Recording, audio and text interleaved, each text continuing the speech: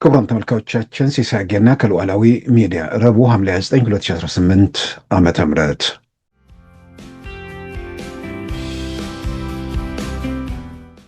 15 bodies believed to be those of Tigray rebel fighters were recovered from a river in a Sudanese border town on Monday.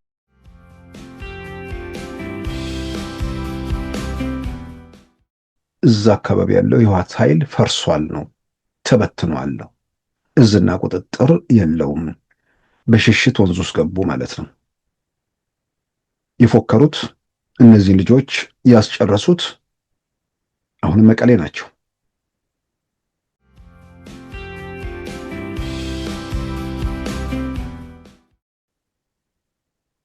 ሸረሪና ላይ የደረሰው ነገር ለሱዳን መልእክት ነው፣ ለኤርትራ መልእክት ነው። የኢትዮጵያን መንግስት ወታደራዊ አቅምና ዝግጅት፣ የሰራዊቱን የመዋጋት ሞራል፣ የወታደራዊ አመራሩን የአመራር ጥበብ፣ የቴክኖሎጂው ምጥቀት፣ ብዙ ነገሮች በአንድ ላይ ተደምረው በፓኬጅ ሲቀርቡ ሱዳንም ኤርትራም አይደነግጡም ማለት አይደለም።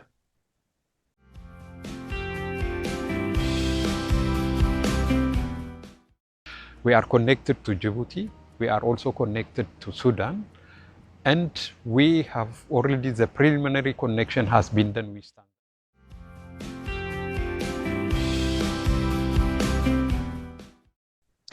በዛሬ ፕሮግራማችን በእነዚህና በሌሎች ወቅታዊ ጉዳዮች ላይ ትኩረት አድርገናል። አሁን ወደ ዕለቱ ዜናም እናመራለን። የኤርትራ መንግስት በኢትዮጵያ የውስጥ ግጭት እጁን እንዳያስገባ በአሜሪካ መንግስት በኩል መልእክት እንደተላለፈለት ተሰማ። በሌላም በኩል ሸረሪና ላይ ከደረሰባቸው ጥቃት ሸሽተው ወንዝ ውስጥ የገቡ 15 የህወሓት ታጣቂዎች አስክሬን ሴቲት ወንዝ ውስጥ መገኘቱን ኤኤፍፒ ዘግቧል። ከጦርነቱ የሸሹ ተዋጊዎችም ከስደተኞች ጋር ተቀላቅለው ሱዳን መግባታቸው ተመልክቷል። ቅዳሜ ሐምሌ 26 2018 ሸረሪና ላይ በተካሄደው ውጊያ የቆሰሉ የህወሓት ታጣቂዎች ከስደተኞች ጋር ተቀላቅለው ሱዳን መግባታቸውን በቀደሙት ቀናት የዘገበው አዣንስ ፍራንስ ፕሬስ ኤኤፍፒ ትላንት ማክሰኞ እንደ አውሮፓውያን አቆጣጠር ነሐሴ 4 2026 ባቀረበው ዘገባ ደግሞ የ15 የህወሓት ተዋጊዎች አስክሬን ከወንዝ ውስጥ መለቀሙን የዋድ አልሂሊ ሆስፒታል ምንጮችን በመጥቀስ ዘግቧል። የአካባቢው ነዋሪዎች አስክሬኑን ከሰቲት ወንዝ ውስጥ ያወጡ ሲሆን ሆስፒታሉ 15ቱንም አስክሬኖች መረከቡን በዘገባው ተመልክቷል። ሰኞ ዕለት ደግሞ 4 የቆሰሉ የህወሓት ተዋጊዎች ዋድ አልሂሊ ሆስፒታል መቀበሉንም ኤኤፍፒ ዘግቧል። ከሁለት ጀምሮ ወደ ሱዳን ከሸሹ ተፈናቃዮች ጋር ተቀላቅለው ድንበር የተሻገሩት የቆሰሉ የህወሓት ተዋጊዎች የመጀመሪያ ሕክምና እርዳታ ከተደረገላቸው በኋላ ከድንበር 15 ኪሎ ሜትር ርቀት ላይ ሱዳን ውስጥ ወደሚገኘው የህወሓት አርሚ 70 ማዕከል መወሰዳቸውን መዘገቡ ይታወሳል። ጦርነቱን ሸሽተው ወደ ሱዳን የገቡት እንዲሁም በጎርፍ የተወሰዱት የህወሓት ታጣቂዎች አጠቃላይ ብዛት አልታወቀም። 15 bodies believed to be those of Tigray rebel fighters were recovered from a river in a Sudanese border town on Monday after clashes with Ethiopian forces, a medical source told AFP. ይህ በእንዲህ እንዳለም ቅዳሜ ሐምሌ 5 2018 ሸረሪና ላይ የተካሄደውን ውጊያ ተከትሎ የኤርትራ ወታደራዊና የፖለቲካ መሪዎች እሁድ ሐምሌ 26 2018 ትግራይ ዛላምበሳ ከተማ መግባታቸው ይታወሳል። የክልሉ መገናኛ ብዙሃን ይህንን የህዝብ ለህዝብ ግንኙነት በማለት ቢገልጹትም በፕሮግራሙ ላይ የኤርትራ የጦር አዛዦች በዋናነት ተሳታፊ መሆናቸው ይታወቃል። ከዚህ እንቅስቃሴ ጋር በተያያዘ ይሁን አይሁን በግልጽ የታወቀ ነገር ባይኖርም ኤርትራ በኢትዮጵያ ውስጥ ግጭት ውስጥ ተሳትፎ እንዳታደርግ የአሜሪካ መንግስት መልእክት ማስተላለፉን የዲፕሎማቲክ ምንጮች ገልጸዋል። የኤርትራ መንግስት በዚህ ጉዳይ ላይ አቋሙን ግልጽ ባላደረገበት ሁኔታ ከዚህ በኋላ ጦርነቱ እንደገና ቢቀሰቀስ አሜሪካ የምትወስደው የመጀመሪያ እርምጃ ዜጎቿን በዋናነት ከኤርትራ ማስወጣት እንደሆነ የሚገልጹት ምንጮች ከኤርትራ በተጨማሪ ከትግራይና ከምስራቅ ሱዳን ካሉ አካባቢዎች የማስወጣት እቅድ መኖሩንም ይገልጻሉ። አሜሪካ ዜጎቿን የምታስወጣው ቀጣዩን የጸጥታ ስጋት መነሻ በማድረግ እንደሆነም ታምኖበታል። ይህም ኤርትራ በማናቸውም መንገድ ለህወሓት ድጋፍ ከሰጠች የኢትዮጵያ መንግስት በኤርትራ ላይ የተነጣጠረ እርምጃ ይወስዳል በሚል እንደሆነም ታምኖበታል። ኢትዮጵያ በአባይ ውሃ ላይ ተጨማሪ ግድቦችን እንድትገነባ አንፈቅድም ሲሉ የግብፁ ከፍተኛ ባለስልጣን አሳሰቡ። የቱርኩ አናዶሉና የግብፅ መገናኛ ብዙሃን ትላንት ማክሰኞ እንደ አውሮፓውያን አቆጣጠር ነሐሴ 4 2026 እንደዘገቡት የግብፅ የመስኖ ሚኒስትር ሃኒ ስዋሊም ካይሮ ላይ በሰጡት መግለጫ የኢትዮጵያን እርምጃ ተቃውመዋል። ኢትዮጵያ በአባይ ወንዝ ላይ ተጨማሪ 3 ግድቦችን ለመገንባት ለኮንትራክተሮች ጨረታ የማውጣቷ ዜና መሰማቱን ተከትሎም ካይሮ ላይ መግለጫ የሰጡት የግብፅ የመስኖ ሚኒስትር ኢትዮጵያ ግድብ ለመስራት ማቀዷን እንደሚያውቁም ተናግረዋል። ኢትዮጵያ አዲስ ግድብ ለመገንባት ማቀዷ በደንብ ይታወቃል ያሉት የመስኖ ሚኒስትሩ ሃኔስ ዊላም ነገር ግን የግብፅ መንግስት ይህንን የሚፈቅድ ይመስላችኋል በማለት ጠይቀው ይህ ሊሆን እንደማይችል በግብፅ ካይሮ ትናንት ማክሰኞ እንደ አውሮፓውያን አቆጣጠር ነሐሴ 4 2026 በሰጡት መግለጫ የመንግስታቸውን አቋም ግልጽ አድርገዋል። የግብፅ መንግስት ግልጽና በህግ የታሰረ የህዳሴውን ግድብ ኦፕሬሽን የተመለከተ የመረጃ ልውውጥ እንደሚፈልግ ገልጸው ይህ አለመኖሩ በተለይ በሱዳን ላይ በፈጠረው ጫና ሱዳን ግድቧን እንኳን በአግባቡ ለማስተዳደር መቸገሯን ተናግረዋል። ታላቁ የህዳሴ ግድብ በግርጌ ሀገራት ግብፅና ሱዳን ላይ የሚያሳድረው ጉዳት እንደማይኖር የኢትዮጵያ ባለስልጣናትና የመስኩ ባለሙያዎች በተደጋጋሚ ሲናገሩ ቆይተዋል። የታላቁ ህዳሴ ግድብ ፕሮጀክት ማናጀር ኢንጂነር ክፍሌ ሆረው ከትላንት በስቲያ ሰኞ ከአሜሪካው ኬብል ኒውስ ኔትወርክ ሲኤንኤን ጋር ባደረጉት ቃለ ምልልስ የኃይል ማመንጫው የሚጠቀምበትን ውሃ መልሶ የሚተፋው በመሆኑ በግርጌ ሀገራት ላይ ምንም አይነት ተጽዕኖ እንደሌለው ገልጸዋል። ግድቡ ለኢትዮጵያ ያስገኘውን ኢኮኖሚያዊ ጠቀሜታ በተመለከተም በአሁኑ ወቅት ለሱዳንና ጅቡቲ በቀጥታም ከህዳሴ ግድብ ኃይል በመሸጥ ላይ መሆኑን ገልጸው ለታንዛኒያ ለመሸጥ ዝግጅት መኖሩን፣ ለሶማሊያና ደቡብ ሱዳን ደግሞ ለመሸጥ መታቀዱን ተናግረዋል። ከኃይል አቅርቦቱ ባሻገር በአካባቢው የተፈጠረው የውሃ ክምችት 72 ደሴቶችን መፍጠሩን ገልጸው ይህንንም የቱሪስት መዳረሻ ለማድረግ ስራዎች እየተሰሩ መሆናቸውን አመልክተዋል። እንደ አሜሪካው ሁቨር ዳም እና እንደ ቻይናው ስሪ ጎርጅ ዳም በቱሪስቶች የሚጎበኝ እንደሚሆን ኢንጂነር ክፍሌ ሆሮ ከሰጡት ገለጻ መረዳት ተችሏል። We are connected to Kenya. We are providing around 200 megawatts, but the capacity of the transmission line is up to 2000 megawatts. We are connected to Djibouti. We are also connected to Sudan. And we have already, the preliminary connection has been done with Tanzania as well. So we are planning in the future to be connected to South Sudan and Somalia. ሉዓላዊ ሚዲያን ይደግፉ። ስራዎቻችንን ለብዙ እንድናደርስ ሰብስክራይብ፣ ሼር፣ ላይክ በማድረግ ሉዓላዊ ሚዲያን ያጠናክሩ። እውነትን እንዘግባለን፣ ኢትዮጵያዊነትን እናቀነቅናለን። መድረኩ ግን ለሁሉም አመለካከት ክፍት መሆኑን እናረጋግጣለን። ሉዓላዊ ሚዲያ።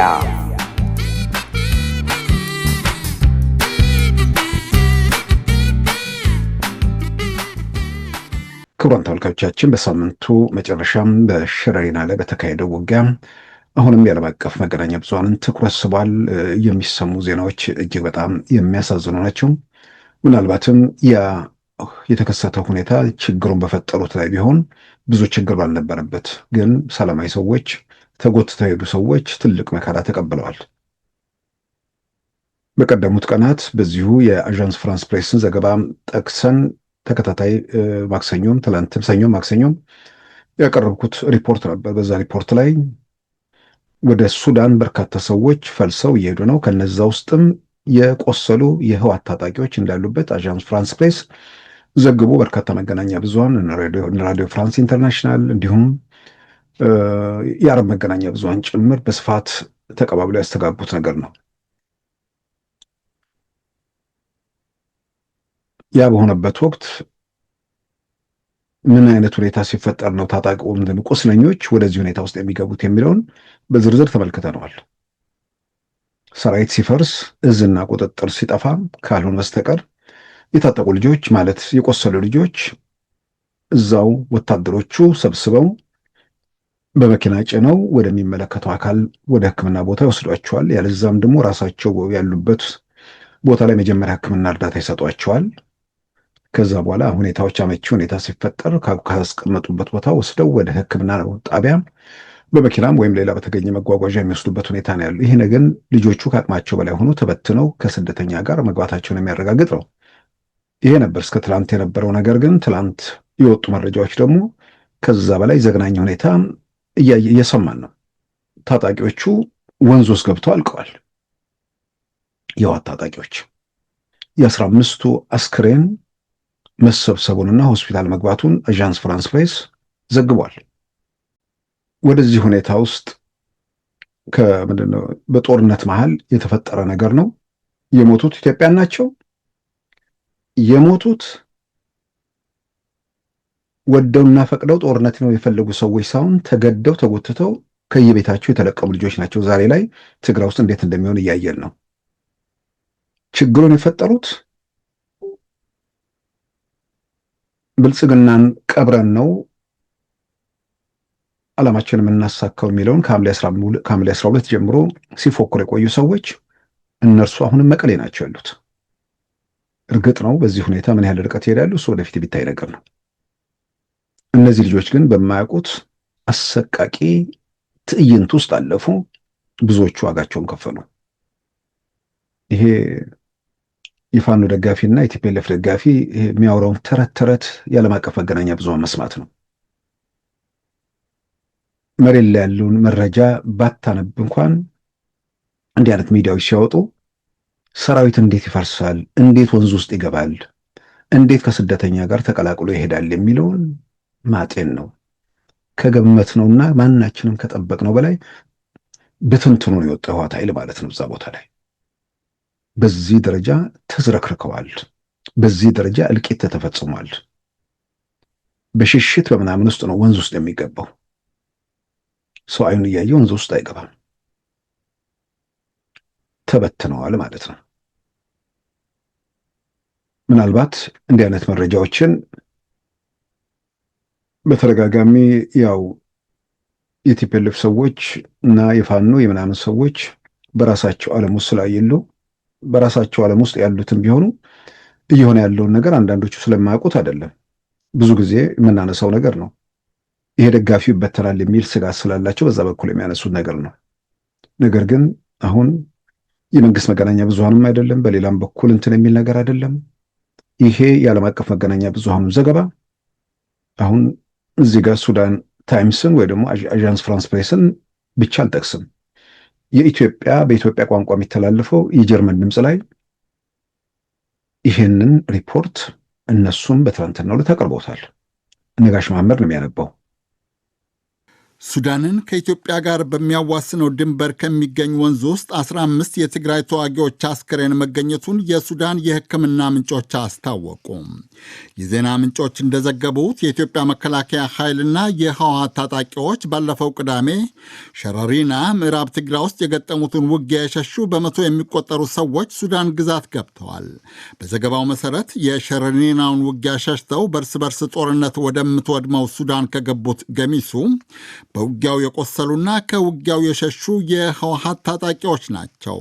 አዣንስ ፍራንስ ፕሬስ የዋድ አልሆሌይዋ ሆስፒታል የሱዳን የሕክምና ምንጮችን ጠቅሶ እንደዘገበው የአካባቢው ነዋሪዎች 15 የትግራይ ተዋጊዎችን ሴቲት ወንዝ ውስጥ ነው ያገኙት።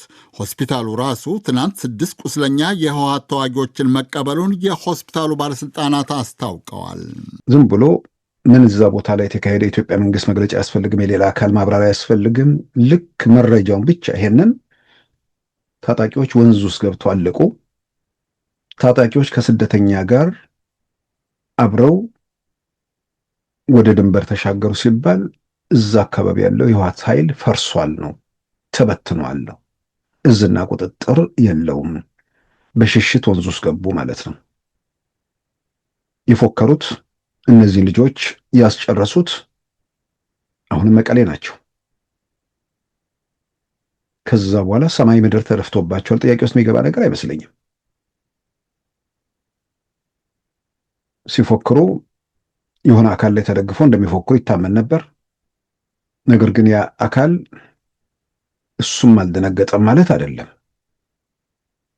ከዛ በኋላ እሁድ ዕለት በማግስቱ ዛላምበሳ አካባቢ የታየው የኤርትራ ታጣቂዎች ማለት የኤርትራ ወታደራዊ መሪዎችና የፖለቲካ መሪዎች ኢትዮጵያ ግዛት ትግራይ ዛላምበሳ አካባቢ መግባታቸው ከኃይለኛው ሽንፈት ከመበተኑ ማግስት ስለሆነ በተወሰነ ደረጃ የኢትዮጵያ ሰዎችን ከድንጋጤው ለመገላገል ሊሆን ይችላል። በሌላም በኩል ደግሞ ራሳቸውም የፈጠረባቸውን ድንጋጤ አብረው ለመላቀሱም ሊሆን ይችላል። አላቅም። ዞሮ ዞሮ ግን መልእክት አለው። ቪዲዮም ሲተላለፍ ዝም ብሎ አይደለም። ገብተው እኮ ከዚህ ቀደም ሲገቡ ሲወጡ ኖረዋል። አሁን ግን ቪዲዮ በደንብ ተቀርጾ ከተለያየ አቅጣጫ ተቀርጾ ምን ብሎ ተበተነ።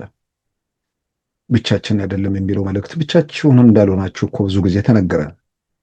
በየጊዜው መደጋገም ለምን ያስፈልጋል?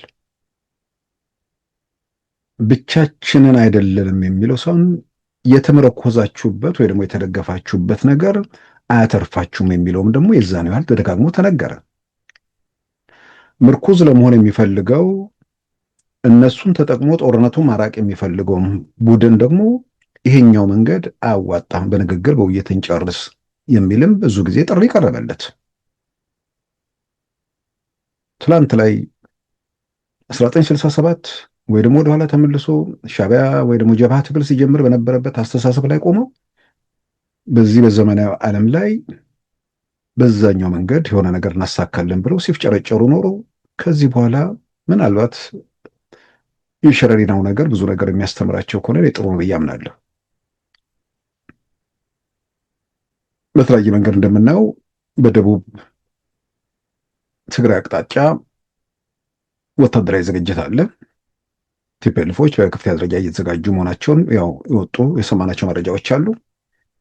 እነሱ ደግሞ የኢትዮጵያ ፌዴራል መንግስት እየተዘጋጀ ነው የሚል የቪዲዮ ጭምር ማሰራጨት ጀምረዋል። ብልጽግናን ካልቀበር ነው የትግራይ ህዝብ ዋስትና የለውም የሚል የአደባባይ መግለጫ ከተሰጠ በኋላ የፌዴራል መንግስት በየትኛውም አቅጣጫ ጦርነት ለመክፈት የተዘጋጀ ኃይል ካለ ጦርነቱ ሳይስፋፋም ጦርነቱ ወይ ደግሞ ጉዳት ሳያመጣም እሱን ለመቅጨት የሚችለውን አደረጃጀትና እንቅስቃሴ ደግሞ ማድረጉ ያው የሚጠበቅ ነገር ነው።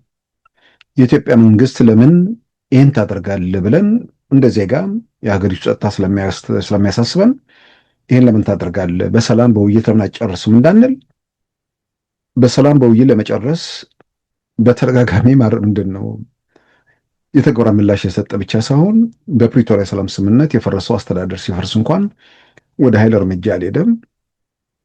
ከሐምሌ 12 ጀምሮ ደግሞ መንግስት እናፈርሳለን የሚለው አዋጅ ከመጣ በኋላ የመጨረሻ ዝግጅት ቢያደርግ የሚጠበቅ ነገር ነው።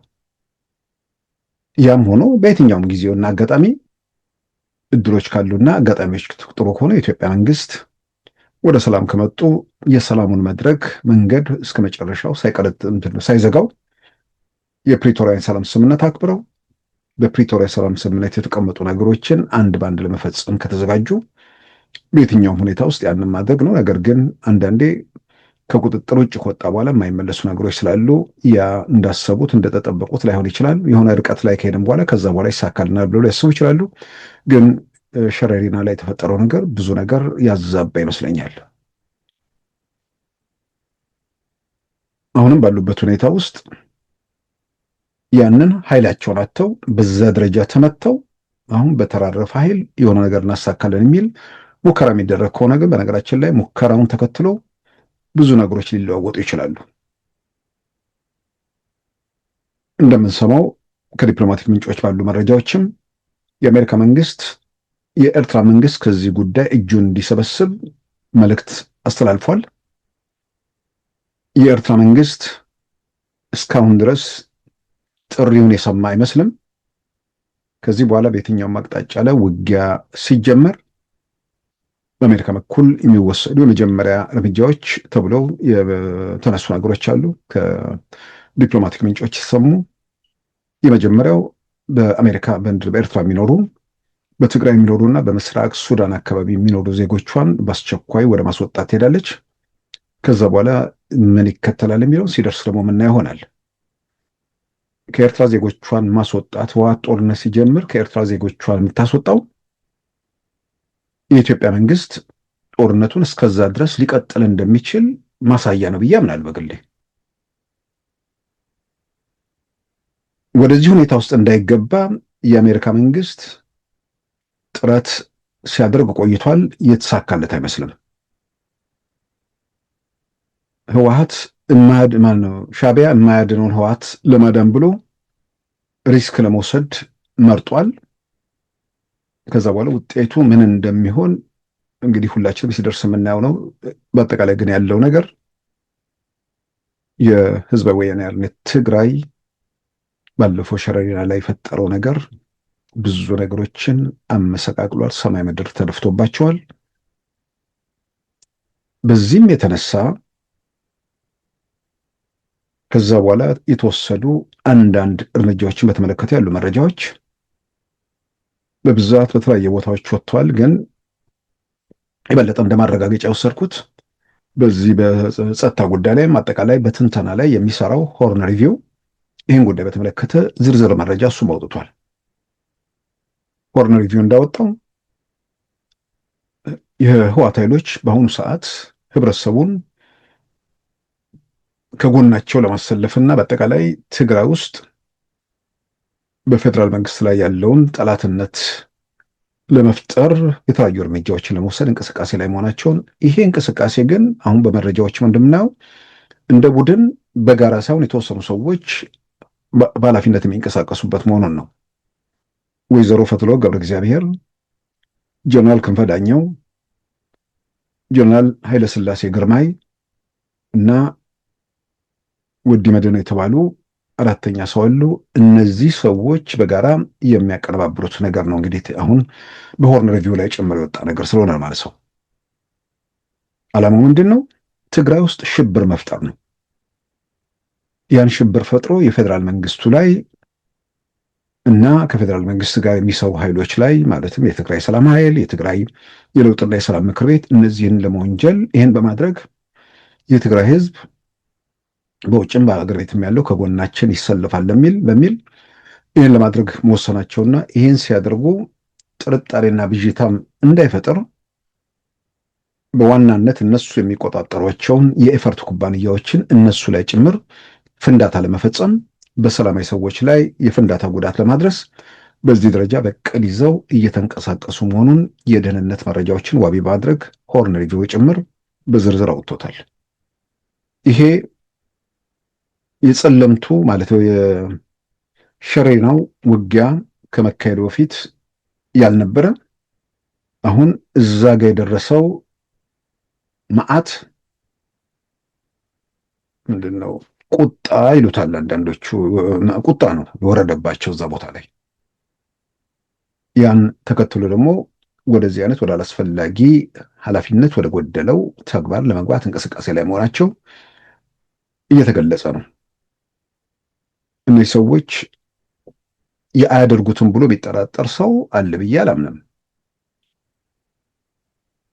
ውጤት ያስገኛል አያስገኝም የሚለውንም ይመዝናሉ ወይ የሚለውንም ነገር መመዘን ውስንነት እንዳለባቸው እንረዳለን። በተለያየ መንገድ አጋጣሚ ሆኖ ስማቸው የተዘረዘሩ ሰዎች ከዚህ ከዘረፋ ከምናምን ጋር ደግሞ ዋና ተዋናይ የሆኑ ሰዎች ናቸው።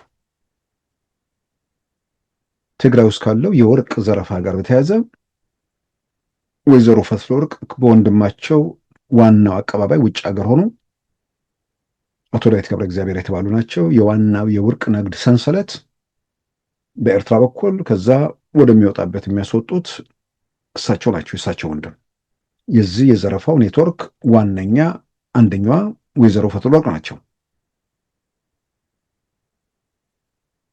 ጀነራል ክንፈ ዳኘው የወርቅ ዘረፋ ውስጥ ይኑሩ አይኑሩ እስካሁን ማቀው ነገር የለም። ግን አገር የሚያውቀው መርከብ የሸጡ ሰው ናቸው። ዘረፋ አዘራረፍ እንዴት እንደሚመስል ዝርፊያን ኢትዮጵያን ገዢ ቢያገኙ ለመሸጥ ወደኋላ የማይሉ የኢትዮጵያን ሀብት እንዳለ በተለያየ መንገድ በመሸጥ ተቋም በማዳከም በማራቆት የኢትዮጵያ የታላቁ ህዳሴ ግድብን ኤሌክትሪካልና ሜካኒካል ፓርቱን እንሰራለን ብለው ወደ ሽባነት የቀየሩ ሰው ናቸው። በዚህም የተነሳ እስር ቤት የቆዩ በኋላ ላይም ያው እንግዲህ ኢትዮጵያ ውስጥ ብዙ ጊዜ ከእስር ጋር የተያዘ ነገር የሆነ ቦታ ላይ ካልቆመ ምናልባትም የስርዓት አልበኝነት ምንጭ ሆኖ ቀጥሏል። ይህ ነገር የሆነበት ወቅት ትክክል ነው፣ ግን አንድ ቦታ ላይ መቶ መቆም አለበት። ያንን የኢትዮጵያ መንግስት ማረጋገጥ አለበት። አሁን ኢትዮጵያ ውስጥ የትኛውንም ነገር አንድ ሰው አድርጎ ነገ ኖርማል ያደርገዋል። መንግስት ምንም አይለውም፣ ምናምንም ይደረጋል። ይሄ ግን አንድ ቦታ ላይ ማብቃት አለበት። ምናልባትም ለትውልዱ መጥፎ ነገር ነው የሚያስተምረው። የሆነ ሰው የነውር ጥግ ላይ ሄዶ ያንን እንደገና ታጥቦ ተመሳሳይ ነገር ውስጥ እንትን የሚልበትን ነገር አንድ ቦታ ላይ ካላበቃ መንግስትን ላይጎዳው ይችላል፣ ግን ትውልድን ይጎዳል። እና እኚህ ሰው ያው ከዚህ ከጦርነቱ ጋር ተያይዞ ባለ ነገር ተፈቶ የነበሩ ሰው ናቸው። አንደኛው እሳቸው ናቸው። ሌላኛው ብርጋዴር ጀነራል ኃይለሥላሴ ግርማ የተባሉት እኚህ ሰው ደግሞ ሉዓላዊ ላይም አቅርበነዋል። የ120 ሚሊዮን ብር ቤታቸውን በስልክ ሲያስማሙ ማለት ነው። 120 ሚሊዮን ብር። ልጃቸው አዲስ አበባ ነው፣ እሳቸው መቀሌ ሆነው ያንን ቤት 120 ካልሆነ አትልቀቀው፣ አይ 110 እያለ ነው፣ አይ ግድ የለም ትንሽ እንዲጨምር አድርገው ምናምን እያሉ ያወራሉ። ጦርነቱ አሁን ግጭት ለመክፈት ወይ ደግሞ ለመዋጋት ሲወስኑ ልጃቸውን ከአዲስ አበባ ወደ አሜሪካ ነው የላኩት። ወደ አዲስ አበባ ልጆቻቸውን ለመላክ የሚወስኑትን ሰዎች ግን ልጆቻቸውን ከመንገድ እያስቀሩ ማለት ነው። አሜሪካም አዲስ አበባም የትም መላክ የማይችሉ ደግሞ እነሱን ከየጎጆ እየጎተቱ በቅጥረኝነት ለሱዳን ይሸጣሉ። እንደዚህ ደግሞ አላስፈላጊ ነገር ውስጥ ወጥተው በእሳት እንዲነዱ ያደርጓቸዋል። በባህር ማለት በወንዝ በምናምን እንዲበሉ ያደርጓቸዋል። እና እኚህ ሰው 120 ሚሊዮኑ ብቻ ሳይሆን የእኚህ ሰው ታሪክ በሁለቱ ዓመት ጦርነት ወቅት ኮምቦልቻ አካባቢ የነበሩት እሳቸው ናቸው። ይሄ እናቶ ጌታቸው ጭምር ያጋለጡትን ነው የማወራው። የኢትዮጵያ ንግድ ባንክና ሌሎች ባንኮችን የኢትዮጵያ ንግድ ባንክ ይመስለኛል እንዳለ ዘርፈው በምንድን ነው ለኩባንያው፣ ለምንድን ነው ለፓርቲው፣ ለምናምን አይደለም የት እንዳስገባው ገንዘቡን አይታወቁም የሚባሉ ሰው ናቸው። እና እንግዲህ እነዚህ ቢያንስ ሶስቱን፣ ሌላኛው ወዲ መድ የሚባሉት ማን እንደሆነ አላወኩም፣ ገንዘብ የሚያመልኩ ሰዎች ማለት ነው። አሁንም ይሄ የገንዘብ ፍቅራቸው በሆነ መንገድ ሊሳካ የሚችለው ወይ ትግራይን በነፃነት ብቻቸውን ተቆጣጥረው መያዝ የሚችሉበት ሕግና ስርዓት የፈረሰበት ሁኔታ ሲፈጠር፣ አለዚያም ደግሞ እንደሚሉት በአስማት ወይ ደግሞ በተአምር አዲስ አበባ ሲከሰቱና የቀደመ የዘረፋና የሌብነት እንዲሁም ያፈናና የጭቆና ዘመናቸውን ሲያስቀጥሉ ነው ብሎ ያምናሉ። ግን እርግጠኛ ሆኜ መናገር የምችለው እያንዳንዷ ቀን ያን ቅዠታቸውን የበለጠ እያጨነገፈባቸው መሆኑን ራሳቸውም እየተረዱ ነው። ከሸረሪና በኋላ ብዙ ነገሮች ተለዋውጠዋል ብዬ አምናለሁ። ብዙ ነገሮች በደንብ ተለዋውጠዋል። ተስፋቸው ሞቷል ብዬ በእርግጠኝነት መናገር ባልችልም፣ ግን እያጣጣለ ነው ብዬ ለመናገር እደፍራለሁ። ተስፋቸው ስል ትግራይን ብቻዋን ይዘው ለመቀጠል ወይ ደግሞ 4 ኪሎ ለመድረስ አይደለም። ያ ነገር ከቅዠትም በላይ ነው። ምናልባት የሆነ መውጫ መንገድ ከዚህ በኋላ ይኖራል የሚል ተስፋ ሊኖር ይችላል። ያው ሸረሪና ላይ እስኪመቱ ድረስ እኮ አምባሳደር እርቪንግ ሚሲንጋ የአሜሪካው አምባሳደር እንዲሁም የፕሪቶሪያን የሰላም ስምምነት የመሩት ኦሉሴጉን ኦባሳንጆ ወደዛ በተጓዙበት ወቅት እኮ አዎንታ ያልነበረ ምላሻቸው። ሚሲንጋን ደግሞ ጨርሶ አናገኝም ብለው ነበር እና ዶክተር ደብረጽዮን ወዲያውኑ አቤቱታ አቀረቡ፣ ስሙን የሚል ነገር። አቶ ጌታቸው መገረም ወዲያውኑ ዕለት ዕለት ጽፈዋል። ሁሉን ነገር ከዘጋጋ በኋላ አሁን እዚህ ጋር መጮህ ምን ያስፈልጋል ነው። እና እነዚህ ሰዎች ዶክተር ደብረጽዮን እዚህ ጋር ምን እንደሚሰሩ አላውቅም። እርግጥም ብዙ ጊዜ አሁን በትግራይ አክቲቪስቶች በኩል መረጃውን የሚያወጡት ዋናነት የጉዳዩ ባለቤት ወይዘሮ ፈትለወርቅ ናቸው ነው። ዋናው እዛ ሂደት ውስጥ ዋናው መሪ እነዚህ የጦር አዛዦቹንም እንትን የሚሉት እሳቸው ናቸው ነው። እንግዲህ በተለያየ መንገድ እንደምንሰማው እርግጥ ነው የሆነ ተጽዕኗቸው ወይ ደግሞ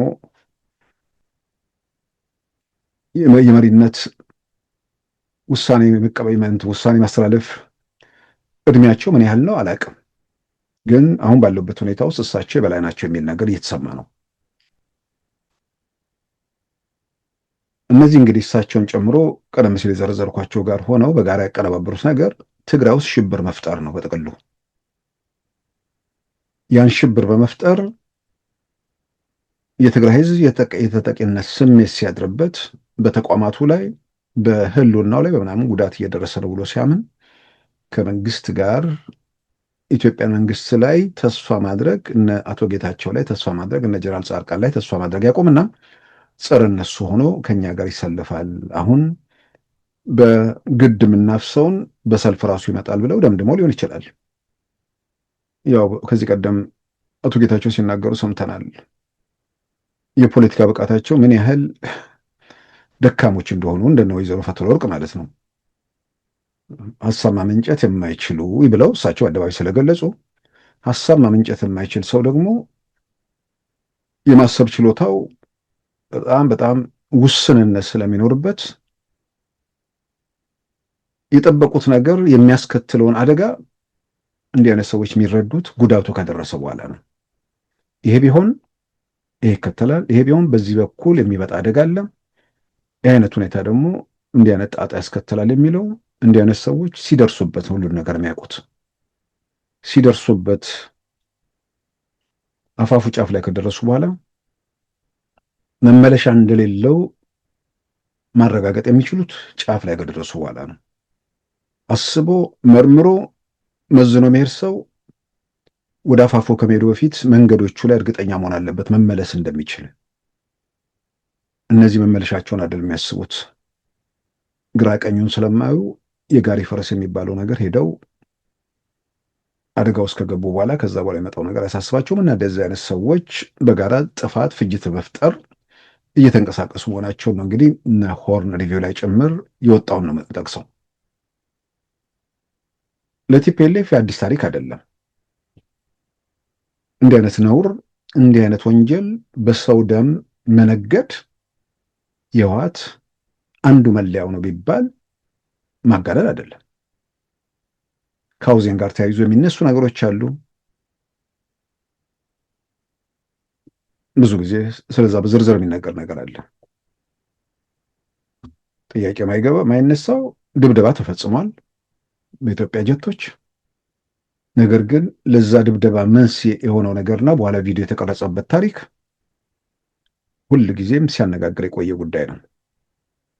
አቶ አብርሃም ያየ ህወሓት ወደ አዲስ አበባ ሊገባ አንድ ዓመት ሲቀረው ወደ አዲስ አበባ በገቡበት ወቅት በ1982 ዓ.ም የሀውዜንን ታሪክ በዝርዝር አውጥተውታል። የሀውዜንን ትተነው ኢትዮጵያ የምስክር ትተን ሌላ የፖለቲካ ፍላጎት የሌላቸውን የውጭ ሰዎች በአስረጅነት የምንጠቅሰው በአዲስ አበባ ከተማ በ1998 ዓ.ም በአዲስ አበባ ከተማ ካራ ቆሬ በአንድ ታክሲ ላይ የደረሰ የቦምብ ፍንዳታ ነው። ሰዎች የሞቱበት፣ የቆሰሉበት፣ የተጎዱበት። ያ የቦምብ ፍንዳታ የኦሮሞ ነጻነት ግንባር ነው ድርጊቱን የፈጸመው። እዚህ ሂደት ውስጥ በፕሮፌሰር መረራ ጉዲና የሚመራው የኦሮሞ ብሔራዊ ኮንግረስ እሱም ተባባሪ ነው የሚል ሪፖርት ነበር በወቅቱ በኢትዮጵያ መንግስት መገናኛ ብዙሃን በፖሊስም የተሰጠው መግለጫ። በኋላ ብዙ ጊዜ የሚባል ነገር አለ። በነገራችን ላይ ቦምቡን ማናጠመደው የሚለው ሁሌም ሲነሳ የነበረ ነገር ነው። ቲፒኤልኤፍ ላይ ህብረተሰቡ ጥርጣሬ ነበረው። ነገር ግን አሳኔጅ ዊክሊክስ ላይ የአሜሪካ ስቴት ዲፓርትመንት ፋይሎችን ሲበትን በኢትዮጵያ ጉዳይ ላይ ሁለት ወሳኝ የተገኙ ነገሮች ያኔ ሁለት ወሳኝ ነገሮች ተገኙ። አሁንም መረጃ ባህር ውስጥ አለው። አንደኛ ከኢትዮጵያ ኦርቶዶክስ ተዋሕዶ ቤተክርስቲያን ጋር በተያያዘ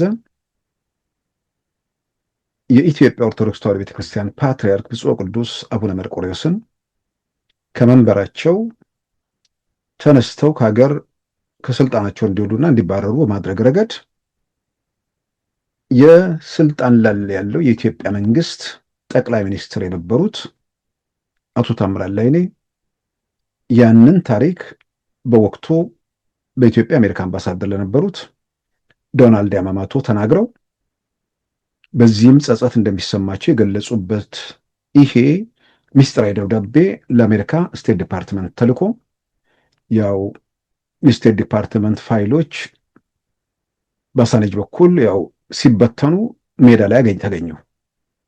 አንዱ እሱ ነበር። ከኢትዮጵያ ኦርቶዶክስ ተዋሕዶ ቤተክርስቲያን ጋር በተያያዘ በኋላ በሽምግልና ጥረቱ ላይ ውጭ ላሉት አባቶች አንዱ ትልቅ አስረጃቸው እሱ ነበር። ሁለተኛው ካራቆሬ አካባቢ የደረሰውን ፍንዳታ ተከትሎ በወቅቱ በአዲስ አበባ የአሜሪካ ጉዳይ ፈጻሚ የነበሩት አምባሳደር ቪኪ ሃድልስተን እርሳቸው ለስቴት ዲፓርትመንት የጻፉት ማስታወሻ እንደዚሁ ሜዳ ላይ ተገኘ። የዛን ጊዜ የካራቆሬውን ፍንዳታ በተመለከተ የመንግስት በኦሮሞ ነጻነት ግንባር ምናምን ቢያሳብብም የመረጃ ምንጮች የሚያረጋግጡት ይሄ ራሱ ፍንዳታ በደህንነት መስሪያ ቤቱ ተፈጽሞ ሊሆን ይችላል የሚል ነው የሚለው። አስገራሚው ያንን የደህንነት ይሄንን ወንጀል አቀነባብሯል ተብሎ የሚታመነው ወይ ደግሞ የተገለጸው የደህንነት መስሪያ ቤቱ ኃላፊ አቶ ጌታቸው አሰፋ ዛሬ ከነ ዶክተር ደብረጽዮን ጋር ሆነው ትግራይ ውስጥ ችግር ከሚፈጥሩ ሰዎች አንዱ ናቸው። በሰው ሞት ፖለቲካ፣ በሰው ሞት ትርፍ ፍለጋ ውስጥ የሚሉ ሰዎች ማለት ናቸው። ስለዚህ እዚህኛው ይህንን ነገር እያቀደ እያቀነባበረ ያለው ቡድን ውስጥ አቶ ጌታቸው አሰፋ ስማቸው ባይጠቀስም ምናልባትም እነዚህ ከወሰኑ በኋላ መመሪያውን በማስፈጸም ረገድ ተዋናይ ሊሆኑ ይችላሉ፣ ወይ ደግሞ አሁን በመካከላቸው ልዩነት ስላለ እነዚህ በራሳቸው መንገድ እየሄዱ ሊሆን ይችላል፣ አይታወቅም። ትልቁ ነገር ግን ህወሓት ታሪኩ እንደዚህ በአስረጂ በውጭ ሰዎች አስረጂ ጭምር የተቀመጠ ነገር ስለሆነ ከእንዲህ አይነት ነገር ይታቀባሉ ብሎ ማንሱ በእርግጠኝነት መናገር አይቻልም። ነገር ግን ጉዳዩን በየአጋጣሚው አስቀድሞ ታውቆባችኋል፣ ተደርሶባችኋል ማለት ምናልባት ከእንዲህ አይነት ነውር ድርጊት ከተነቃ ይቀራል ብለው ሊያቆሙ ከቻሉ ጥሩ ነው። በሌላም በኩል ደግሞ ህብረተሰቡ ራሱን እንዲህ አይነት አደጋ መኖሩን ካወቀ በተወሰነ ደረጃ ራሱ መከላከል መጠበቅ የሚችልበት ሁኔታ ሊኖርም ይችላል። በተለይ ከተቋማቱ ጋር ተያይዞ ባለው ነገር ላይ ተቋማቱ አካባቢ ላይ በተለያየ መንገድ የጥበቃ ሰራተኞቹም ይሁን ሌላው የፋብሪካው ኃላፊዎች እንደዚህ አይነት ነገሮች መኖራቸውን አይተው ምናልባት እዛ አካባቢ ላይ ካሜራ ይሁን የተለያዩ ነገሮችን በማድረግ ብዙ ነገሮችን ቢያንስ አደጋውን መቀነስ የሚቻልበት ሁኔታ ላይ ቢኖር ጥሩ ነው። አንድ ጥሩ ነገር ቲፒኤልኤፍ ትግራይ ውስጥ አሁን ምንም ማድረግ አይችልም። በተለይ በካሜራ ስል ኢንተርኔት ቢያቋርጡት የሚባል ነገር የለም። ኢንተርኔቱ አዲስ አበባ ነው ያለው። አሁን ትልቅ ጭንቅ ውስጥ ያሉት ነገር ኢንተርኔት ለምን አይቋረጥም ብሎ የቲፒኤልኤፍ ደጋፊ የሆነ ሰው ሲያወራ ሰምቻለሁ በአደባባይ። እነዚህ ወጣቶቹ በቲክቶክ በምናምን የሚያደርጉት ነገር እያመማቸው ማለት ነው። አዲስ አበባ ነው ያለው። ይሄንማ ባይሆን ኖሮ ትግራይ ውስጥ እኮ ስልክ ይቆረጥ ነበር። ቲፒኤልኤፍ ቢሆን ኖሮ ኢንተርኔት ይቆርጥ ነበር በጣም በእርግጠኝነት። ነፃነት የሚባል ነገር ያማቸዋል ማለት ሌላው የሚያገኘው ነፃነት የሆነ ውስጣቸውን የሚነዝረው ነገር አለና ስለዚህ እስካሁን ድረስ ትግራይ ውስጥ ይህ ሁሉ የመብት ጥያቄ ሁሉ እነሱም በመቃወም የሚደረጉ እንቅስቃሴዎች ኢንተርኔቱን መቆጣጠር የሚችሉት እነሱ ቢሆኑ ኖሮ እስካሁን ድረስ ዘግተውት ነበር። እናም በስልክን በተመለከተ ሰዎች በነገራችን ላይ ስልኩን በተመለከተ ደግሞ አሁን ቲፒኤልኤፍ አንዳንዴ ለጸጥታ ሰዎች ከምንድን ነው መንግስት ይከታተለናል ብሎ የሚፈሩ ሰዎች በዋትሳፕ ምናምን እንትን ይላሉ አይደለ? ትግራይ ውስጥ ግን በኖርማል ስልክ መደወል ራሱ ዋስትና ነው። ምንም መቆጣጠሪያ መንገድ የላቸውም እነዚህ ሰዎች። ስለዚህ ኢንተርኔት ቢጠፋ እንኳን በኖርማል ስልክ የፈለጉትን ነገር ማድረግ ይችላሉ። ግን ኢንተርኔት የሚጠፋም አይመስለኝም ብዬ ሳስብ፣ መንግስት ኦፕሬሽን ሲያደርግም ኢንተርኔት በደንብ ይኖራል ብዬ አምናለሁ። ስለዚህ በተለያየ መንገድ እንደዚህ ካሜራዎች ምናምን በማድረግ አደጋውን ለመቀነስ ህብረተሰቡ ያው አንዳንዴ አድርግ ማለት ቀላል ነገር ነው። እንዴት ያደርግ የሚለውን ነገር ደግሞ ራሱ ከባድ ነው። ለማድረግ ራሱ ደግሞ እንቅስቃሴ ማድረግ ራሱ ወንጀል ሊሆን ይችላል። ማን ነገረ እንዴት ምናምን የሚል ብዙ ጣጣ አለ። ከኋላ ቀር ቡድን ጋር ትግል ህመም ነው። የሰው ሞት ምንም የማይመስላቸው ሰዎች ጋር እንዲህ አይነት እንትን ውስጥ መግባት በጣም ከባድ ነገር። እናም መልሼ ለማስተዋወስና ለመውጣት ሸረሪና ብዙ ነገሮችን ከሳምንት በፊት የነበረው ኢትዮጵያ ውስጥ ያለው ሁኔታ ከቅዳሜ በኋላ በብዙ መልኩ ተቀይሯል። ያ የፉከራ የምናምን ነገር ቢያንስ ትርጉም ባለው ደረጃ ተመቷል። ድንጋጤው ህወሓት ጋር ብቻ አይደለም፣ ድንጋጤው ሻዕቢያ ጋር ጭምር ነው። ድንጋጤው አነስተኛና ጥቃቅን ቡድኖቹ ጋር ጭምር ነው። ተወራጅተዋል። የደረሰባቸው ነገር በጣም በተለያየ መንገድ ያውቃሉ ብዬ አምናለሁ። ይህ ሁኔታ ደግሞ የሚለውጡት ነገር እንደሌለው ቢታወቅም ግጭቱ ምናልባት ያው በኢትዮጵያ ኢኮኖሚ በምናምን ላይ የሚያሳድረው ነገር ስላለ ያ ነገር ብዙዎችን ያሳስባል። ለምሳሌ ሲኤንኤን አንዳንድ ኢትዮጵያ ውስጥ ስላለው ኢኮኖሚ ሁኔታ ለማጣጣል ወይ ደግሞ ሁልጊዜ እንትን ለማለት የሚሞክሩ ሰዎች ትናንት ሲኤንኤን ያወጣውን ሪፖርት ቢመለከቱት ጥሩ ነው ብዬ አምናለሁ። ለመቃወም ሲፈልጉ ኮሪደር ይላሉ። ለመቃወም ሲፈልጉ ሪዞርት ብቻ ነው ይላሉ። ግዙፍ ነገሮች አሁን በአይናቸው እያዩ እዛው ጋር የቆሙ ሰዎች አሉ። አንዳንዶቹ ግን የትራንስሲኤንኤንን ማየት ብዙ ነገር ይጠቅማል። ወደ 18 ደቂቃ አካባቢ ነው። ታላቁ ህዳሴ ግድብን ያው በግልጽ ሁሉም ሰው የሚያውቀው ነው። ግን ቤኒሻንጉል ውስጥ ያለው ግዙፉ የወርቅ ማምረቻ እጅግ በጣም ግዙፍ ነው። ምናልባት በአንድ ወቅት የአርኤስኤፍ ማሰልጠኛ ምናምን ተብሎ በአንዳንድ ዓለም አቀፍ ሚዲያዎች ጭምር የወጣው ፎቶግራፍ እሱ ይመስላል። ግዙፍ ወርቅ ማምረቻ ነው። በቢሊዮኖች በአመት እንትን የሚሰራ ማለት ነው። ኦልሞስት ያለቀ ማለት ነው። ትልልቅ ግዙፍ ወርቅ ፋብሪካ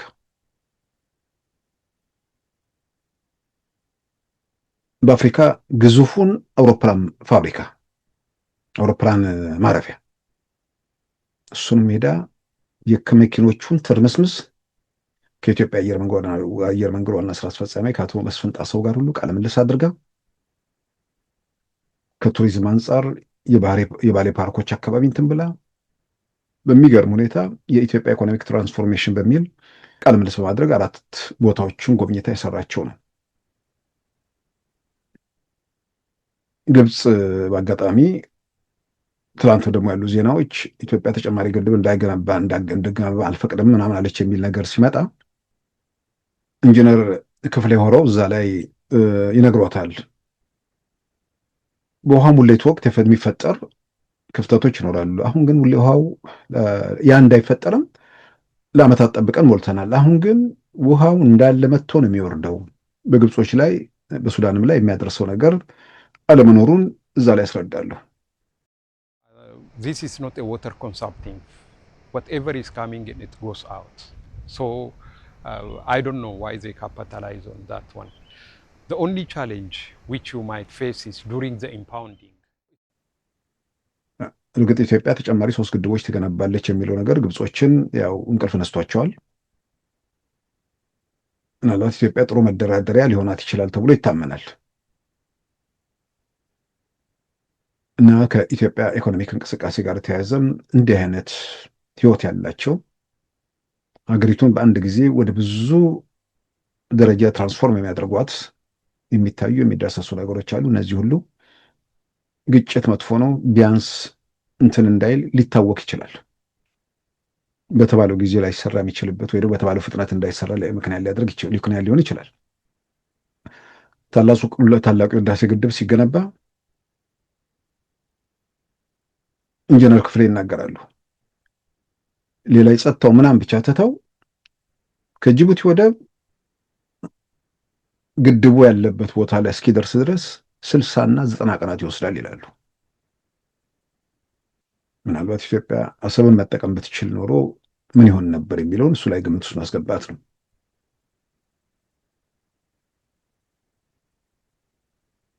እና የዚህ የኢኮኖሚ እንቅስቃሴው ላይ በኢትዮጵያ ውስጥ ባለው የኢኮኖሚ እንቅስቃሴ ላይ የሚያሳድረው ተጽዕኖ አለ። ያን የግጭቱ ጊዜ ርቀቱ ከጅቡቲ ወደብ እስከ ህዳሴ ግድብ ያለው ርቀት ከሚፈጥረው ችግር ባሻገር የዛን ጊዜ በይፋ ብዙ ጊዜ የተገለጸ ነገር አለ።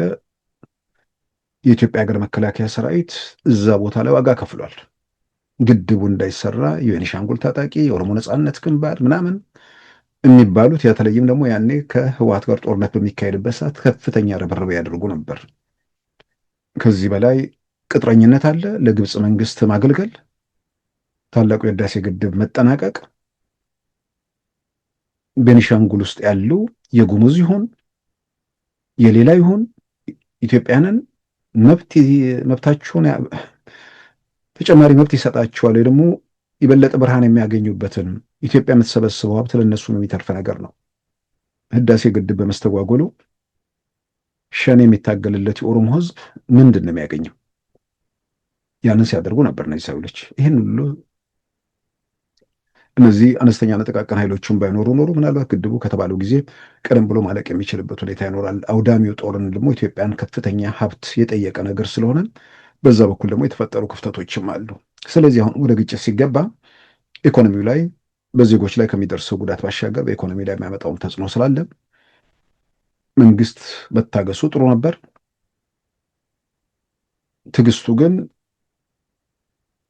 በሌላ ወገን ደግሞ ምላሽ ማጣቱ ሲቆይ የበለጠ ዋጋ እንዳያስከፍል እሱን ደግሞ ማጤኑ የዛን ያህል ተገቢ ነው። ምናልባትም ካሁን በኋላ በዚህ ጉዳይ ላይ ብዙ ርቀት መሄድ የሚቻል አይመስለኝም። ርቀቱን ለመቀነስ ነገሮችን ባጭሩ ለመቋጨት የኤርትራ መንግስት ጋር ያለ መጫወቻ ካርድ አለ። የማይድነውን ነገር ለማዳን ሄዶ ራሱ እጅ ያለውን ነገር ማጣት ስለሚሆን ከዚህ ኃይል ጋር ይህን ኃይል ሊቆም የማይችለውን አቆማለሁ ብለው ራሱን ወደ ማጣት ላለመሄድ በአሜሪካኖቹ በኩል በተለያየ መንገድ የሚደረጉ ጥሪዎች አሉ። እሱ መስማት፣ በሌላም በኩል ደግሞ ከኢትዮጵያ መንግስት ጋር መነጋገር ነው። በመነጋገር ምን የሚጠፋ ነገር አለ? በመነጋገር ጥቅም ነው ያለው። በመነጋገር ግጭት ይቆማል። በመነጋገር የኢኮኖሚ እንቅስቃሴ የሀገራት ትብብር ይጠናከራል። ብዙ ነገሮችን ለመለወጥ ያለው እድል ንግግር ነው እና በቀጣዩ ጊዜ እንግዲህ የኤርትራ መንግስት ሚና ምንድን ነው የሚለው የግጭቱን እጥረትና ርዝመት የሚወስነው ነው ብዬ አምናለሁ። የሱዳን መንግስት እዚህ ሂደት ውስጥ ሚና ይኖረዋል፣ ምንም ጥያቄ የለውም። ግን ሱዳን ውስጥ ያለውን ነገር ራሱ በደንብ የተወጣበት ሁኔታ ስላልሆነ ብዙ አስተዋጽኦ ማድረግ የሚችልበት እድል አለ ብዬ አላምንም። ነገሩ ራሱ እጅ ያለው ነገር እንዳይወሳሰብበት ምናልባት እሱ ማደብ ሊገዛ ይችላል። ሸረሪና ላይ የደረሰው ነገር ለሱዳን መልእክት ነው፣ ለኤርትራን መልእክት ነው። የኢትዮጵያን መንግስት ወታደራዊ አቅምና ዝግጅት፣ የሰራዊቱን የመዋጋት ሞራል፣ የወታደራዊ አመራሩን የአመራር ጥበብ፣ የቴክኖሎጂው ምጥቀት፣ ብዙ ነገሮች በአንድ ላይ ተደምረው በፓኬጅ ሲቀርቡ ሱዳንም ኤርትራም አይደነግጡም ማለት አይደለም። ግን ይሄ ለነሱም ጭምር የአካባቢው አቅም እንዲሆን አካባቢው መነጋገርና በጋራ መስራት፣ አንድ ኋላ ቀር የሆነ ቡድን ትግራይ ውስጥ የትግራይ ህዝብ ላይ የተጫነ አንድ ህመም አለ። እሱን ለማፍረጥ የኢትዮጵያ ፌዴራል መንግስት፣ የትግራይ ሰላም ኃይሎች የሚያደርጉት ጥረት አለ። እዛ ላይ እንከን ላለመሆን ራስን ከዚህ ሂደት ማቀብ ነው። ግን አንዳንዴ ያው ሰዎች የኤርትራው ፕሬዝዳንት ኢሳያስ አፈወርቂ አካባቢውን የማንበብ ብቃት አላቸው ይላሉ። እነ አምባሳደር ቴቦር ናጅ ማለት ነው፣ በአሜሪካ የውጭ ጉዳይ ሚኒስቴር አፍሪካ ረዳት ሚኒስትር የነበሩት ጭምር። አሁን ያን የማንበብ ችሎታቸውን አሁን በደንብ ቢጠቀሙበት ጥሩ ነው ብዬ አምናለሁ። በማንበብ ችሎታ ላይ እልህ ካለ ግን ያው ደግሞ በጣም ከባድ ነው። እልሁን አቅበው ከምንም በላይ እርሳቸው አሁን ያሉበት የእድሜ ደረጃ ይታወቃል። ከምንም በላይ የኤርትራ ኢኮኖሚ ያለበት ሁኔታም ግልጽ ነው። ኤርትራ ከዓለም የተነጠለችበት ሁኔታ በዓይን የሚታይ ነው። ነፃነቱ ምን ፈየደ የሚለውን ነገር ነፃ ወጣው ላለው የኤርትራ ህዝብ ማስረዳት የሚገባበትም ጊዜ ነው። እነዚህን ሁሉ ግምት ውስጥ አስገብቶ በፍጥጫና በቀውስ ውስጥ ሁሌ ከመቀጠል መውጫ መንገድ መፈለግ፣ እርሳቸውም ለኤርትራውያን ቢያንስ ኤርትራ እንደ ሀገር መቀጠል አለመቀጠሏን ከወዲሁ ማረጋገጫ ሰጥቶ መሄድ ያስፈልጋል። ይህን ለማድረግ ከኢትዮጵያ ጋር በመነጋገር ምን የሚያጡት ነገር አለ?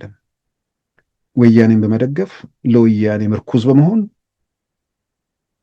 ምርኩዙ ይሰበራል። ምርኩዝ ለመስጠት የሞከረው ማይል ይተናል ብዬ አምናለሁ። ያለው ሁኔታ በደንብ የሚታይ ነገር ስለሆነ ማለት ነው። ስለዚህ ሸረሪና በግሌ በየትኛውም ወገን የሚያልቅ ኢትዮጵያዊ ያሳዝነኛል፣ ያመኛል። ችግሩን የፈጠሩት ጉዳቱ ቢደርስባቸው ምንም አልነበረም።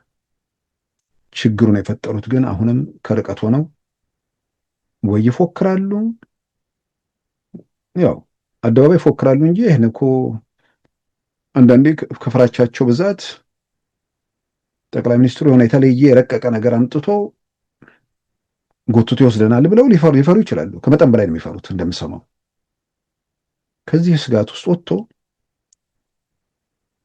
የትግራይን ህዝብ ሀብት ለመዝረፍ ወርቅ ለማሸሽ የሚደረገውን ጥረት አቁሞ ያላችሁ እስከዛሬ ድረስ የዘረፋችሁት በቂ ነው። የንብረት ማስመለስ አዋጅ ቢመጣባችሁም እንኳን ከዛ በጣም የሚተርፍ ነገር ይኖራችኋል ብዬ አምናለሁ እና ከዚህ አዙሪት ውስጥ መውጣቱ በጣም በጣም አስፈላጊ ነው። ግን በአጠቃላይ በምናየው በመረጃዎቹ በዓለም አቀፍ መረጃዎቹም ጭምር መሰረት አድርገን በምናያቸው ነገሮች ሸረሪና ላይ ኢትዮጵያ ውስጥ ያለውን ነገር ለመለወጥ አንድ ትልቅ እርምጃ ኢትዮጵያ የተሻገረችበት ነው። ይህንን ሰው ማየቱ ማጤኑ ብዙ ነገሮችን ለመሻገር ያለውን እድል ያሰፋ መሆኑንም መገንዘቡ ተገቢ ነው ብዬ አምናለሁ። በመጨረሻ 3 ከኢህአፓ ጋር የተያዙ የፓርቲ መሪዎች እንዲሁም አንድ ጠበቃ መታሰራቸውን የተመለከቱ መረጃዎች ወጥተዋል። ሰዎች በፖለቲካ እንቅስቃሴ የሚሆኑ በየትኛውም መንገድ ውስጥ ይሆኑ ሲታሰሩ የህግ አግባብን ተከትሎ በ48 ሰዓት ፍርድ ቤት መቅረባቸውን በጠበቃ በቤተሰብና በሃይማኖት አባት መጎብኘታቸውን ይሄንን የኢትዮጵያ መንግስት የማክበር ግዴታ አለበት፣ ያን መጠበቅ አለበት። ከዛ ውጭ ግን ጋዜጠኛ ስለሆነ ፖለቲከኛ ስለሆነ በህግ አይጠየቅም የሚባል ነገር ያለ አይመስለኝም። ምናልባትም በአንዳንዶቹ ስለ ግለሰቦቹ ማንሳቱ ግሌ አልፈልግም። እስር ቤት ስላለ ባለ ሰው ላይ የሚጻፈውን እናያለን። በየሚዲያው ጸብ፣ ሁከት፣ ጥፋት ኢትዮጵያ እንድትፈርስ በሚደረጉ ሚዲያዎች ላይ ሁሉ እዛ ላይ የሚነገረውንም ነገር እናያለን። አንዳንዴ ሰዎች ግምት ውስጥ ማስገባት ያለባቸው መንግስት ንቆ ቢተወው እንኳን አንዳንዴ መንግስትን እንትን የሚሉ ሰዎች ይህንን ነገር በተለያየ መንገድ ሲቃወሙ አውቃለሁ። መንግስት እንደሚጠብቀው ምናምን የሚሉ ሰዎች አሉ። መንግስት የህግ የበላይነት ማስከበር ግዴታው ነው። ዴሞክራሲያዊ ሂደቱ እንዲሰፋ ብሎ ደግሞ ልቅነት መፍጠር በምንም ነገር ተገቢ ነው ብዬ አላምንም። ነገር ግን ከመጠን በላይ ንቀት ሊሆን ይችላል። በዛ መንገድ እስካሁን መጥቷል። በብዙ መንገድ በቅርቡ ኢህአፓ የተባለው ፓርቲ ያወጣው መግለጫ ህወሓት ሲተኩስ ለመተኮስ ከወሰነ በኋላ እቀብረዋለሁ የሚለው መግለጫ ከተሰጠ በኋላ ህወሓት ማነው ኢህአፓ የሚባል ፓርቲ ያወጣው መግለጫ ህወሓትን አትንኩብኝ የሚል ጦርነት ከፍታለሁ የሚለውን ለመታደግ የሚደረግ ጥሪ አይነት ነገር ስለሆነ ፖለቲካ ብዙ የሚጠየቁ የመብት ጥያቄዎች አሉ። ብዙ የሚጠየቁ ሌሎች ጥያቄዎችም ይኖራሉ። ህወሓት እንዲህ ሰው ይከላከላል? ህወሓትን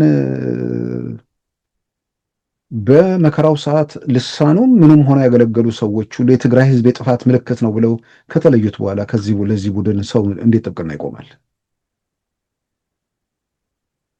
እርግጥ ነው ኢትዮጵያ ፖለቲካ ውስጥ በልምድ የሚታወቅ ነገር አንዳንዱ ምንድን ነው ይሄ ውጭ ያለ ዲያስፖራ ምናምን አካባቢ ሰው ሲታሰር ምናምን የሚያደርገው ነገር አለና አንዳንዶች ከአውቶቡስ ተጓዥነት በአንድ ጊዜ ታክሲ ጋር ሳይደርሱ በመኪና መጓዝ የጀመሩ ባለመኪኖች የሆኑበት ሁኔታ አለ። ይሄ በተለይ የብሔር እንትን የፈጠረው ነገር አለ። እንደዛም የጎመዡ ሰዎች ያሉ ይመስለኛል። በሌላ በኩል ቶሎ ታስሮ ቶሎ መፈታት ምናምን ብዙ የተለመደ ስለሆነ በዛም የሚደፋፈሩ ያሉ ይመስለኛል። ዛሬ ግን ቶሎ ታስሮ መፈታት እንደሌለ እሱን እያዩ ይመስለኛል። በሌላም በኩል ደግሞ ይሄ በአንድ ጊዜ ሲታሰር የሆነ ነገር የሚፈስ ነገር ያለ አይመስለኝም። ያን የሆነ ነገር ይመጣል፣ የሆነ ነገር ይለወጣሉ ተስፋ አድርገው በተለያየ መንገድ ድጋፍ የሚያደርጉ ሰዎች ነበሩ። እሱም የለም እና ሰዎች ኢትዮጵያ ፖለቲካ ህይወት ውስጥ ትርጉም ያላቸው ሆነው ለመኖር ስልጣን ላይ ያለ መንግስት ለመተቸት ከበቂ በላይ ምክንያቶች አሉ። ሌብነት አለ፣ የተለያዩ ነገሮች አሉ ምናምን። እነሱን መሰረት አድርጎ በደንብ መሞገስ ሲቻል የሆነ አላስፈላጊ ነገር ውስጥ እየገቡ ያሉ ጭብጨባ ምናምን ውስጥ የሚሰክሩ ሰዎች አሉ። ባልኩት ምክንያት ደግሞ በሌላ መንገድ የሚንቀሳቀሱ አሉ። የሚጠቅማቸው አይመስለኝም። ግን ዞሮ ዞሮ በአመለካከቱ በአስተያየቱ ሰዎች መታሰር የለባቸውም። ንግግሮቻቸው፣ መልእክቶቻቸው፣ የተላለፉት ነገሮች ህግን የጣሱ ናቸው የሚለው መረጋገጥ አለበት። በአግባቡ ፍርድ ቤት መቅረብ አለባቸው። በአግባቡ በጤና ምንድነው በጠበቃቸውና በሃይማኖት አባቶቻቸው መጎብኘት የሚለውን ነገር እሱን መንግስት ማረጋገጥ አለበት። ነገር ግን ምናልባት ሁለቱ የታሰሩትን በተመለከተ በግሌ ሁለቱም ቀደም ሲል ቲፒኤልኤፍ ሰዎች የነበሩ ይመስለኛል። አሁን ከታሰሩት ውስጥ በኋላ ወደ አንደኛው ወደ ኢህአፓ ገብቷል። አንደኛው የትኛው ውስጥ ያለ አይመስለኝም። ጠበቃ ነው፣ የአቶ ታዬ ደንዳ ጠበቃ። ሁለቱ ጋር ያለው የሚጽፉትን ምናምን ነገር አያለው። ትንሽ ወጣ ያለ ነገር እንደሚጽፉ አውቃለሁ በግሌ። ግን የነሱን በተወሰነ ደረጃ በግሌ ለመረዳት ሞክራለሁ። አንዳንድ መልእክቶቻቸውም ላይ ህመማቸው የተወሰነ እረዳለሁ። እነዚህ ሰዎች ህወሓት በተመታበት ወቅት የትግራይ ጊዜያዊ አስተዳደርን ለመመስረት በተደረገው ጥረት ውስጥ በዛ ሂደት ውስጥ ቢያንስ ጠበቃው እዛ ሂደት ውስጥ የፍትህ ቢሮ ምናምን ኃላፊ ሆነው ሰርተዋል። ማለትም በዛ ጊዜ በጣም ከባድ ጊዜ ነው። ቲፒኤልኤፍ ሰውን ከዳር እስከ ዳር በአንድ ጎራ ባሰለፈበት ሰዓት በዛን ዘመን በዛ ጊዜ ውስጥ ህወሓትን ተቃውሞ የህወሓትን መመታት ደግፎ ትግራይ ውስጥ የትግራይ ህዝብ ከሆነ አዙሪት መውጣት አለበት ብሎ በዚህ አስተዳደሩ ለመሳተፍ መሄድ ጀግንነት ነው። ጥያቄ ውስጥ የማይገባ ነገር ነው። እንግዲህ እነዛ ያንን ካደረጉ በኋላ ጊዜ አስተዳደሩም ፈረሰ። የፕሪቶሪያ የሰላም ስምምነት ከተፈረመ በኋላ በአብዛኛው ከሂደቱ ውጭ የሆኑ ይመስለኛል።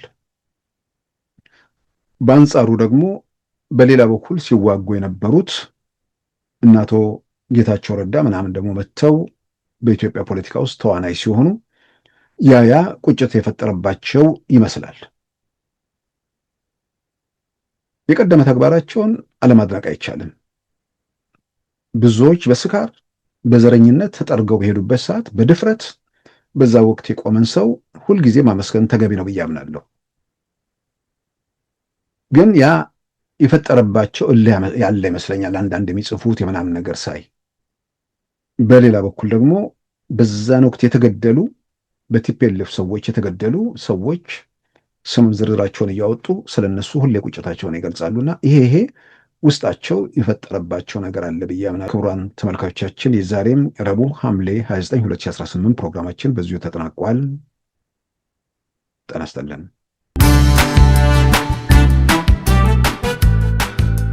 ሉዓላዊ ሚዲያን ይደግፉ።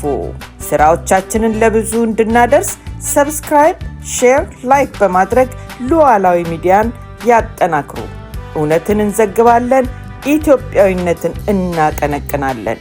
መድረኩ ግን ለሁሉም አመለካከት ክፍት መሆኑን እናረጋግጣለን። ሉዓላዊ ሚዲያ